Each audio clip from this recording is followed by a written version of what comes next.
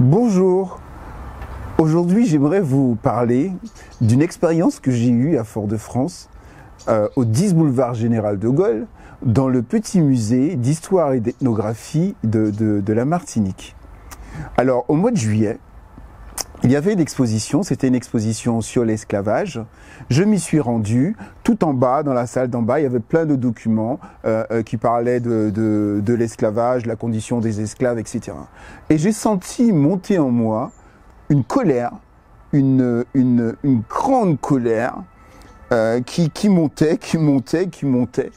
Et je me suis dit, cette colère-là, je la connais, je sais d'où elle vient. Et, elle vient de mes antécédents, elle vient de mon passé, mais elle est bien présente. Et j'avoue que j'étais surpris, puisque je me suis dit, ah, mais où la Toujou, mais m'en connaît tout. Et ce petit musée est vraiment très intéressant, me semble-t-il. Car quand on va à l'étage, on découvre d'abord une première salle dans laquelle il est évoqué l'histoire brève de la Martinique. Et puis après, quand on va un peu plus loin, qu'est-ce qu'on voit? On voit les prémices de la culture créole. On voit la culture créole avec les robes créoles, les meubles créoles, les bijoux créoles, les manières de s'habiller de nos arrière-grand-mères. Et c'est vraiment très beau. J'ai trouvé que c'était très beau. D'ailleurs, dans ce musée, il serait bon peut-être que nous puissions avoir plus d'espace, qu'il y ait plus d'espace pour que nous découvrions ce qu'est la culture créole. C'est pour ça que c'est un musée, je vous invite vraiment à vous y rendre. Et alors que j'étais là, à réfléchir et à regarder la beauté de ce que je trouve dans la culture créole, il m'est venu à l'esprit une phrase que m'avait dite une amie, une grande amie, qui est une merveilleuse, en ce sens que c'est une maman qui veille.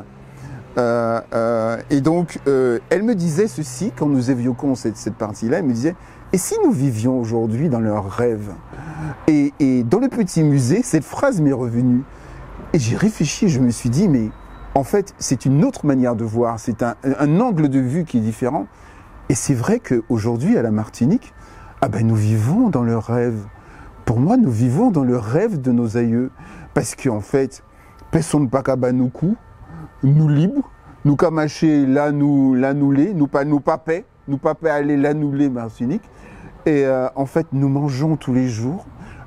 Au cours de cette crise sanitaire dramatique que nous avons vécue, nous avons reçu toute l'aide qu'il fallait du gouvernement. Et en fait, pour moi, nous vivons vraiment dans le rêve de nos aïeux. Et ce rêve, c'est nous qui l'actualisons aujourd'hui. Mais me suis-je dit, si c'est un autre angle de vue, si c'est une autre manière de voir, mais quel est notre rêve alors aujourd'hui? Quel rêve avons-nous pour le futur? Parce que si eux, ils ont eu ce rêve et que que ce rêve s'est concrétisé, c'est qu'ils ont gagné. Ils ont réussi à concrétiser leurs rêves. C'est quelque chose d'absolument magnifique d'y penser en ce qui me concerne. Et je me dis, mais quel est notre rêve à nous maintenant? Quel est notre rêve, nous Martiniquais, pour la Martinique dans 40, dans 50 ans? Ça me rappelle d'ailleurs une initiative du professeur Charles-Aimé Nicolas, qui nous pose cette question. Il est important que nous puissions nous aussi rêver. Quel est notre rêve pour la Martinique?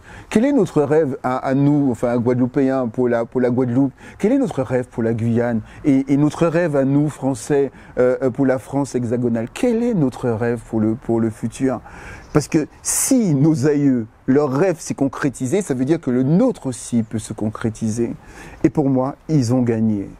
Donc voilà, c'est l'expérience que je voulais partager avec vous. C'est l'expérience que j'ai eue dans ce petit musée que je trouve très bien, du 10 boulevard Général de Gaulle à Fort-de-France.